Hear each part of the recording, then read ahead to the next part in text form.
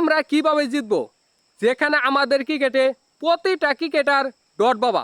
Dot বাবা 300 বলের মধ্যে 155টা বলই যখন ডট হয় তখন ওই ম্যাচ জেতা সম্ভব।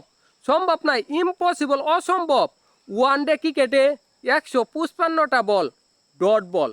এটা টেস্ট ক্রিকেট না যে আপনি ডট ডট ডট সব ডট খেলবেন।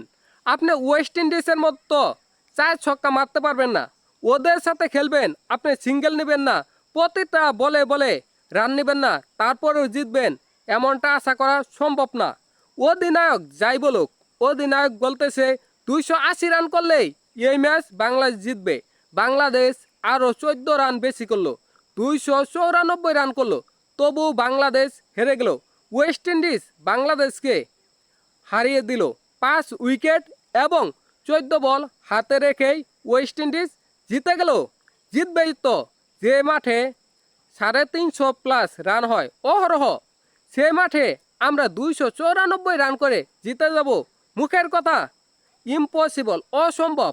আসলে আমাদের অধিনায়ক, প্লেয়াররা, কোচরা এদের ধারণাই নাই কোন পিচে খেলতেছে, এই পিচে কত রান করতে হবে, কত রান করলে এই পিচে জেতা সম্ভব, এইসব ধারণাই নাই।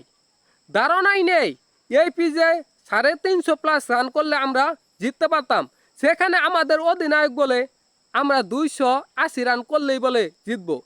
সেখানে আমরা 294 রান করলাম, আমরা জিতলাম না। আমরা জিতলাম না, এখন আমাদের ভুল কোথায়?